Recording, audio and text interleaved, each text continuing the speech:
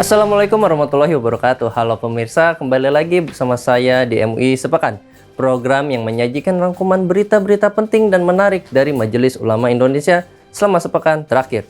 Bersama saya Ridho Muhammad Zaki, segera kita simak MUI Sepekan, selengkapnya hanya di MUI TV. Rujukan umat, inspirasi dunia.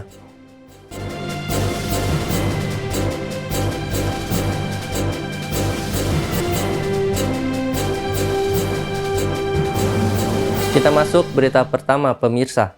Lembaga Pemulihan Lingkungan Hidup dan Sumber Daya Alam Majelis Ulama Indonesia tengah menyusun pedoman pelatihan pengelolaan sampah yang bertujuan memberikan paduan praktis dan sistematis bagi masyarakat, lembaga, serta pesantren dalam pengelolaan sampah secara bijak dan berkelanjutan.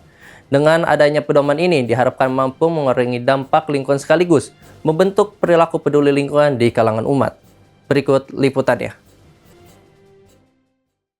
Lembaga Pemuliaan Lingkungan MUI barusan melaksanakan FGD terkait dengan buku pedoman pelatihan pengelolaan sampah, bagian daripada program prioritas LPLH untuk mengaplikasikan fatwa MUI tentang pengelolaan sampah untuk lingkungan. Sehingga dalam buku yang kita keluarkan ini, MUI mencoba untuk melakukan pelatihan pengelolaan sampah itu berbasis komunitas. Jadi sampahnya dikelola dari beberapa rumah tangga terdekat sehingga dipilah dengan sebaik-baiknya. Nah, kemudian dihubungkan dengan pengguna, ya. Kalau dia sifatnya organik, ini bagaimana dimanfaatkan untuk menjadi pupuk dan pemanfaatan yang lain. Kalau sifatnya padat, solid, maka dikreasi dengan sedemikian rupa. Inti daripada pengelolaan sampah ini adalah mencoba untuk melatih masyarakat untuk mengelola sampah berbasis pada komunitas-komunitas yang ada, sehingga meminimalisasi sampah itu ke tempat pembuangan akhir.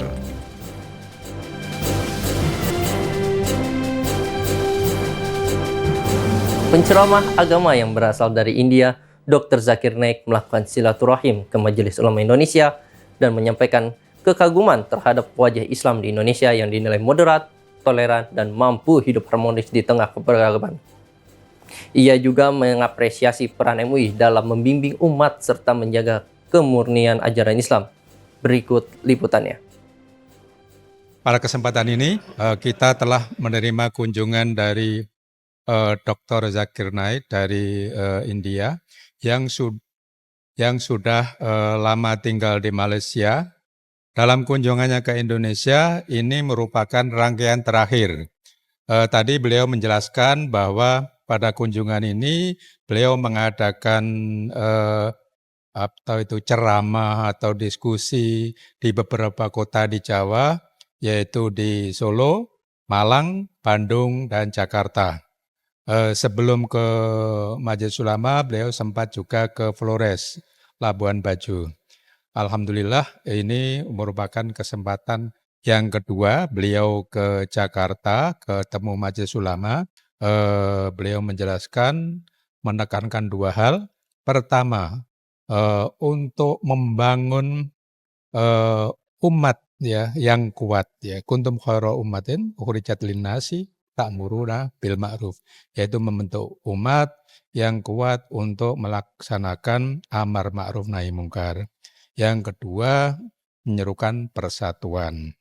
Kemudian pada diskusi tadi ada beberapa pertanyaan bagaimana cara menciptakan ukhuwah Islamiyah, ya, karena Ukhwah Islam ini sekarang juga sedang mengalami masalah. Beliau menyatakan supaya kembali ke Quran dan hadis yang intinya tadi supaya tetap berpegang teguh pada tali Allah.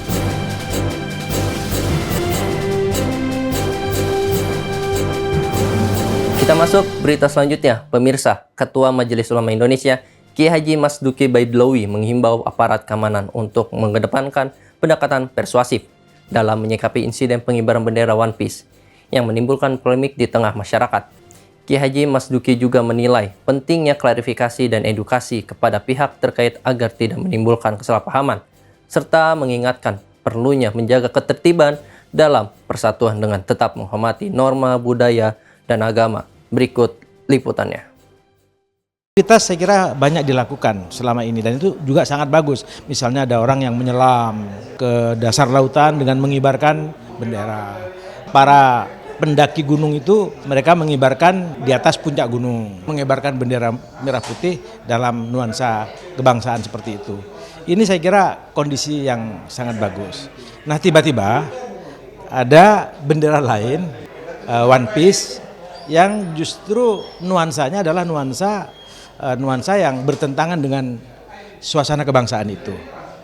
Mungkin kalau mau coba kita pahami gitu ya, itu adalah aspirasi dari sekelompok orang ya, sekelompok anak bangsa yang mungkin ingin mencetuskan keprihatinannya. Saya kira suasana itu yang ingin ditampilkan. Sebagai negara yang menjunjung tinggi kebebasan, ya kita kan kita tidak bisa menghadangnya sedemikian rupa dengan kekerasan.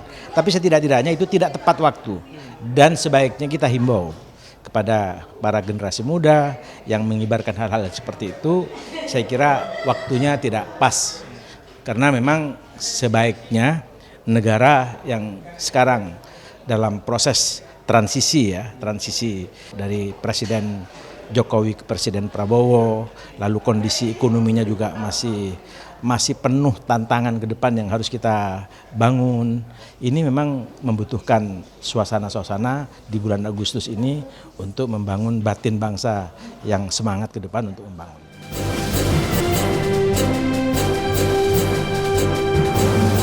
Komisi Pemberdayaan Ekonomi Umat menggelar sidang tahunan ekonomi umat menempatkan isu pangan dan energi sebagai topik utama dalam forum ini.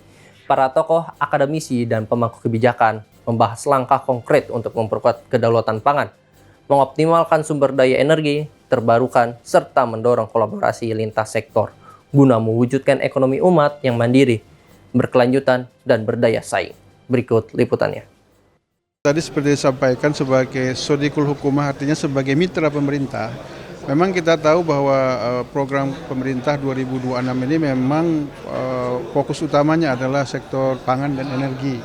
Oleh karena itulah maka kita juga mensinkronkan ya topik kita agar kita berada pada posisi pembinaan di basis-basis umat ya, supaya mereka juga memiliki literasi dan pemahaman yang sama tentang program-program yang dilakukan oleh pemerintah, sehingga nanti ketika program-program itu jalan tidak terjadi miskomunikasi, kemudian mendapatkan support yang optimal dari masyarakat juga. Ya, ini yang menjadi modal utama, sehingga nanti kebijakan itu betul-betul dipahami oleh masyarakat, apalagi program-program pemerintah itu bisa bersinergi dengan program-program masyarakat yang ada di bawah gitu ya.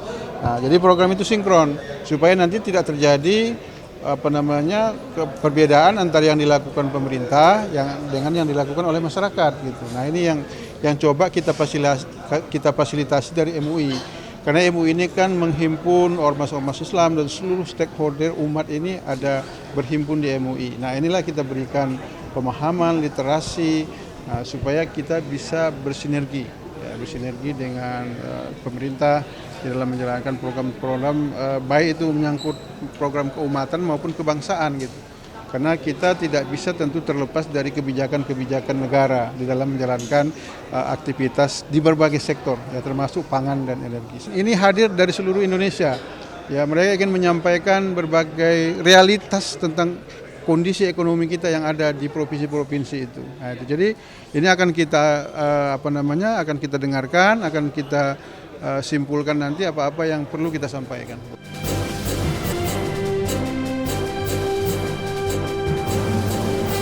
Fenomena cryptocurrency atau mata uang digital menawarkan potensi keuntungan tinggi menarik minat banyak kalangan. Namun juga memunculkan pertanyaan terkait status hukum dalam perspektif syariah. Majelis Ulama Indonesia dan para ahli fikih menilai perlu adanya kajian mendalam terkait aspek spekulasi dan keamanan transaksi digital ini, agar umat tidak terjebak serta tetap berpegang pada prinsip muamalah yang sesuai ajaran Islam. Dan informasi ini sekaligus mengakhiri jumpa kita dalam MUI Sepekan pada episode kali ini. Akhir kata, saya Ridho mewakili seluruh kru yang bertugas mohon undur diri. Terima kasih atas perhatian Anda. Tetap saksikan MUI Sepekan hanya di MUI TV, rujukan umat inspirasi dunia.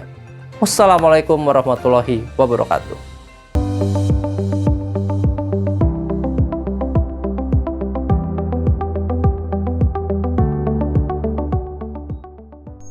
Halo sahabat muslim, pernahkah kalian dengar soal cryptocurrency atau aset kripto? Mata uang digital ini semakin populer dan digunakan luas di dunia, termasuk Indonesia. Tapi, bagaimana ya pandangan Islam tentang aset ini? Yuk kita bahas bersama. Aset kripto seperti Bitcoin, Ethereum, dan lainnya kerap dipakai sebagai alat transaksi maupun instrumen investasi. Namun, aset ini menimbulkan pro dan kontra, terutama karena nilainya yang sangat fluktuatif dan belum memiliki underlying aset yang jelas. MUI melalui Komisi Fatwa pun mengkaji lebih lanjut dari sisi hukum Islam. Dalam kajiannya, MUI melihat bahwa transaksi aset kripto mengandung gharar atau ketidakjelasan, doror atau potensi yang merugikan, dan bertentangan dengan prinsip-prinsip muamalah syar'i. Di sisi lain, teknologi blockchain sebagai investasi digital bisa memberikan manfaat jika digunakan dengan prinsip syariah yang benar. Ini dia bagian paling penting dari fatwa MUI. Pertama, menggunakan aset kripto sebagai mata uang hukumnya haram. Kenapa?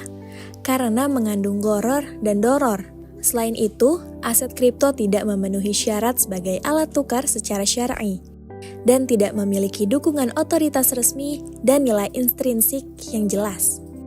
Kedua, aset kripto sebagai komoditas atau aset digital untuk diperjualbelikan dinyatakan haram. Kenapa? Karena mengandung gharar, doror, dan spekulasi atau qimar. Lalu tidak memenuhi syarat sil'ah atau komoditas yang sah secara syariah. Tapi, ada poin ketiga nih, yaitu aset kripto dapat menjadi komoditas yang sah diperjualbelikan jika memenuhi dua syarat sebagai berikut. Yang pertama, memiliki underlying aset atau wujud barang yang jelas dan terukur. Dan kedua, memenuhi syarat sebagai sil'ah yang sah secara syariah. Sahabat muslim, fatwa ini bukan sekedar larangan, tapi juga upaya menjaga umat dari praktik ekonomi yang merugikan dan spekulatif. MUI mendorong lahirnya aset digital berbasis syariah yang sesuai dengan maqasid syariah dan bermanfaat bagi umat. Jadi, yuk lebih bijak dalam menyikapi perkembangan teknologi finansial. Jangan asal ikutan tren ya, tapi pahami dulu hukumnya. Karena dalam Islam, kemanfaatan dan keberkahan itu yang utama. Wallahu a'lam bishawab.